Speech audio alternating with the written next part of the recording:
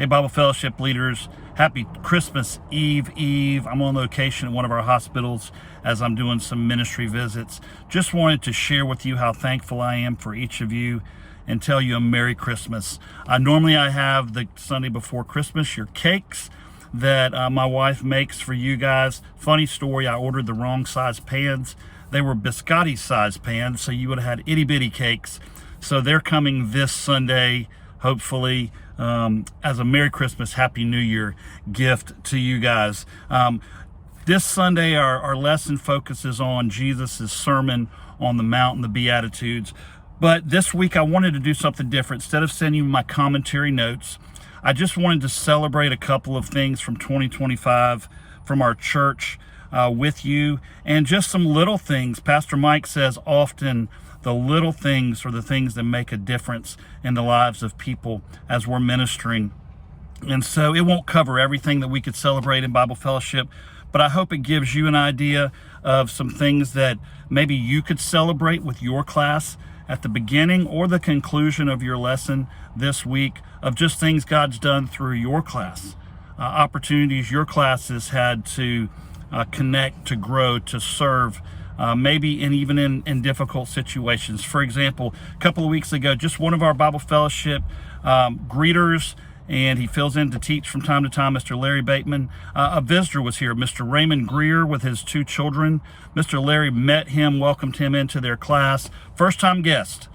And Mr. Larry just really made a huge deal about them being here. Both of his kids made it to Bible Fellowship as well.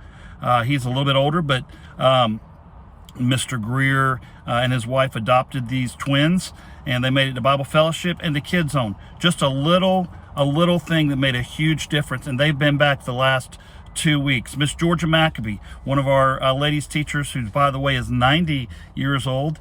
She's been doing a marvelous job of mentoring one of our other ladies who came through our Bible Fellowship 101 class last year, 2 years ago, Miss Terry Elder, who's filling in from time to time, and Miss Georgia is just doing a marvelous job in her class. There's one of Miss Georgia's ladies from her class, Miss Linda, who came up to me last Sunday and just told me a huge testimony about how God has changed her life over the last 2 years, specifically through reading God's Word every day and going through our reading plans. And Miss Georgia has helped her grow, and it's just an amazing testimony. Oh, and by the way, Miss Georgia was Anna in our Glory to Glory choir and orchestra celebration this past Sunday. If you didn't make it, oh my goodness, go back on Facebook and watch that from Sunday night or Saturday night. It was just amazing. And she is just discipling people, discipling ladies.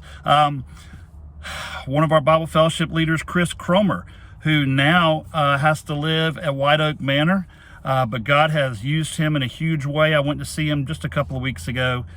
Took him a new Bible from our Bible recap plan that's going to start in January, and he tells me every time I go to see him how God's been able to use him to minister to the nurses there who come in to take care of him, and he is giving out Bibles to any of the nurses that will take them and witnessing to them. One of our Bible Fellowship teachers in a very, very challenging life circumstance, but God's using him in a great way, and he has such an encouraging attitude, always encourages me more than I can encourage him. Our newlyweds class, been going for a couple of years, and Matt and Jill and Jay and Jennifer are really just working with those young couples, a small group, but they have just committed their time and their efforts and their prayers and their life really to help grow those young couples up in the Lord. Our 20s, 30s class, that's the next class up,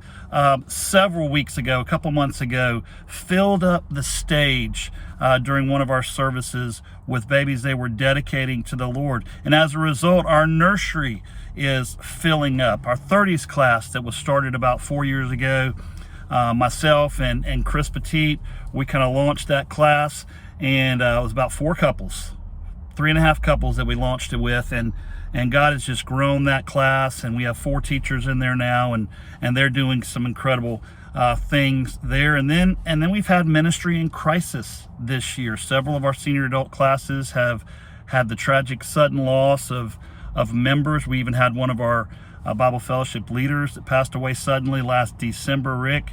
And the classes have just gathered around each other, lifted each other up in prayer, and just walked through with those families just crisis situations. Just this past Sunday in our first service, right before our first service, we had a homeless gentleman that came in to get warm, and many of our church members ministered to him, starting with our security team, to our music ministry team, to one of our sound techs, and then one of our ministers, John Simone, was able to minister to him for a while and shared Christ with him, prayed with him. So many people just doing that. And Bible Fellowship is connected with all of that. Real quickly, our student and children's ministry, Impact Weekend. Man, hundreds of students came, and our Bible Fellowship classes joined together on the Impact Weekend prayer team. Over 200 people praying, and we gave money to help with the food that fed those kids. And Friendsgiving just a couple of weeks ago was incredible. The gospel got shared. And VBS this summer, many of our Bible Fellowship leaders were able to be a part of serving. Even just one day, several kids prayed to receive Christ. And finally, our pastor's announcement of his transition to retirement upcoming, and the celebrating of his godly legacy and pastoral leadership at our church for the last 41 years. God has just used him in an incredible way. His constant support of Bible Fellowship. He always supports Bible Fellowship and the ministry there. And it really is, as he says, all connected. I challenge you to make a list from your class. Share it at the beginning of your lesson or the end of your lesson this week, and just celebrate what God has done in and through your class. And let's just start 2026 celebrating the Lord, reading his word daily with our reading plan, and praying over our roles that God changes our people and uses us as leaders to be the servants that he's called us to be. Merry Christmas. It's a joy to serve alongside you guys.